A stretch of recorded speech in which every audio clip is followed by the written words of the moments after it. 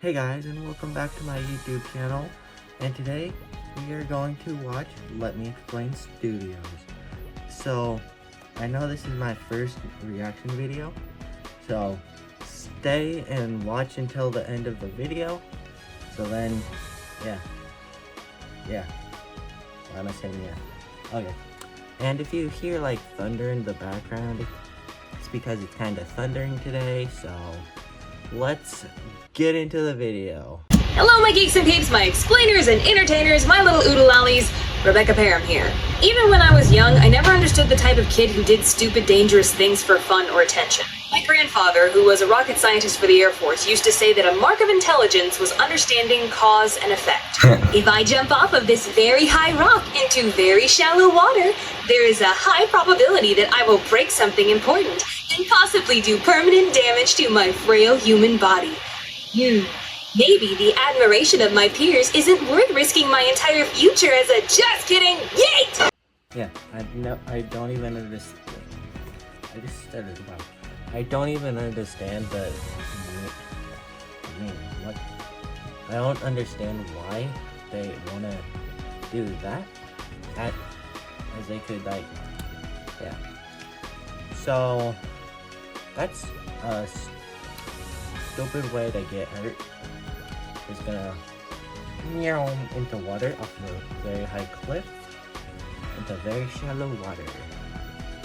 So yeah, hopefully Rebecca didn't do this and you guys didn't either. You guys shouldn't get hurt doing this either. So also this shout out to Robert IUK for this video idea. And yeah, let's get back into the video. I wasn't one of those kids. Not even close. I was the terrified one in the corner who had to muster up courage just to ask for the hall pass. So it's a jolly good wonder how I ended up in this precarious predicament that I'm about to describe to you. Let's rewind the clock, shall we? Hey, middle school Becca, you're up. The year was 6th grade. Still doing the preparatory school thing and still very much a loner geek obsessed with Pokemon video games and cartoons. But around this time, I did manage to make one friend for a short while. She was in the grade above me, which I thought made me so cool. At this school, you didn't make friends outside your grade. You stuck to your own kind. So the fact that an older girl wanted to be friends not only made me feel special, but it made me feel like I was getting away with something. Dang, Rebecca. That, honestly, I can relate to the corner thing. I'm still kind of a shy person in my school, so yeah. Good job for making a 7th grader friend when you were in 6th grade. That does actually feel pretty cool. And by the way guys, you're watching the one video that's her getting stuck on a roof, so just to let you know, I forgot to tell you guys that in the beginning of the video, sorry. But that is a good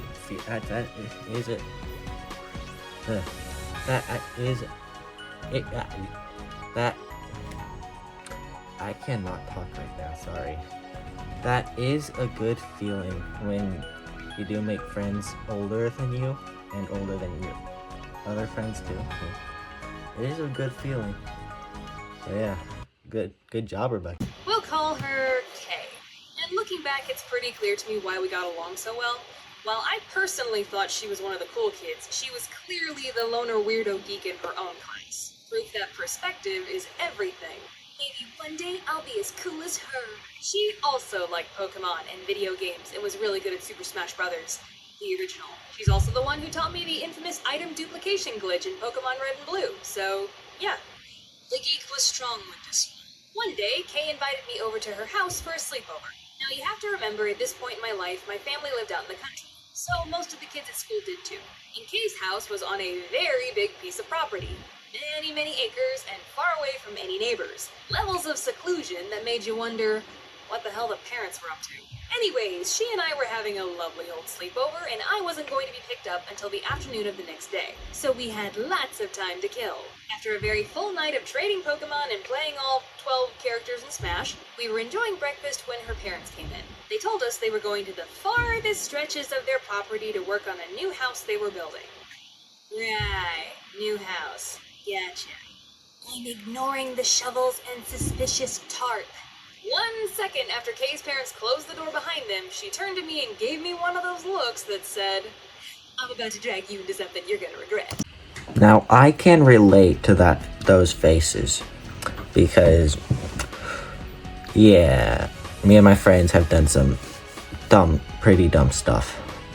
And me and my friend always make a face like that to each other when we're together. Like one time,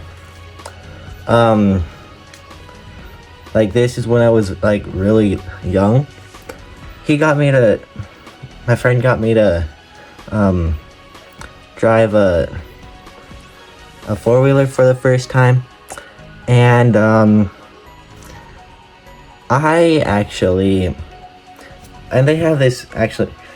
they have this really giant home property thing, whatever it's called. Yeah, property. And I haven't driven one before because I just haven't.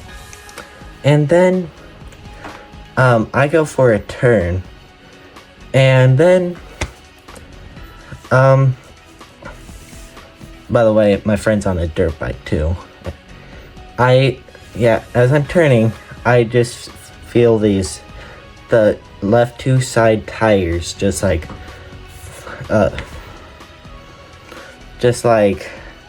lifting off of the ground, basically. And then out of nowhere, I'm just on my side, basically. Yeah. I'm not gonna tell you the other stuff we did. It's pretty dumb.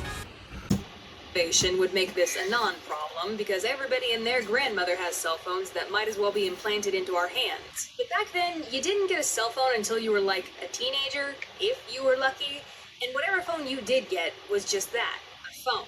Not a mini computer with access to a literal world of distractions and activities. So even if I did have a phone back then, chances are I wouldn't be carrying it on me anyways. So that meant we were stuck on a roof with no one else around. I vote you jump. If your legs aren't broken, go back in the house and open the window. Neither of us were going to jump. First off, it would have been stupid. Secondly, her house was on a hillside with lots of jagged rocks. So if you jumped, you weren't just going to fall 12 feet. You were going to hit and then tumble down a steep rocky hill. So, might get a boo-boo. There were trees around us, but none of them were close enough for us to climb down. And if my childhood friend Jocko taught me anything, it's that twigs have a weight-bearing limit. Our next option? Scream!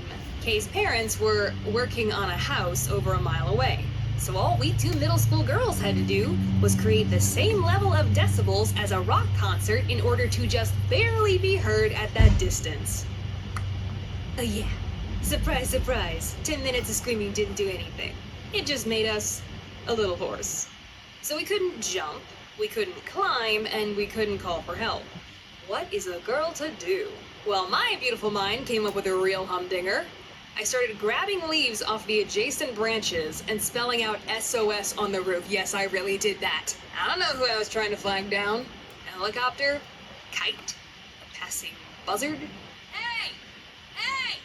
We're about to be dead soon, so you might as well stick around. Oh, come on now, it could totally be worse. Nope, no. I will not be resorting to this Hollywood cliche of a joke. It was actually a nice day, but thank goodness it didn't happen in the middle of Texas summer.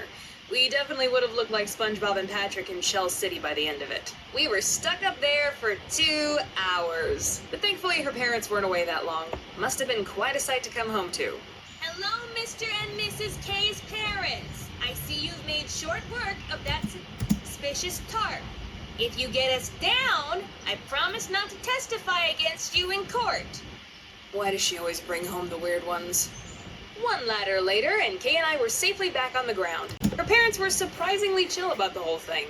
Didn't even threaten to tell my parents. It looked like I was gonna get away with my dumb decisions scot-free. Kay's parents didn't even bother to see me off when my dad came to come pick me up. Everything was coming up Becca. But just as I was walking out to greet my dad, and remember, don't tell him anything. Don't tell me what, dear daughter of mine. The jig was up. I had to tell him. And of course he was not happy. Got a big old lecture on the way home because, I guess my parents cared about my safety and stuff. Shortly after Kay switched schools, though I think we all know what that meant. Oh, pour one out for the poor murdered soul of Kay. She got to be a ghost story before me. May her roof-climbing hijinks live on in infamy. Why did I always make friends with the weird ones? Wow, that was an amazing story. And getting stuck on a roof and trying to get people to find what? Trying to people. What am I saying? Trying to get people to hear you up there, and they're like a few miles away. Building a house.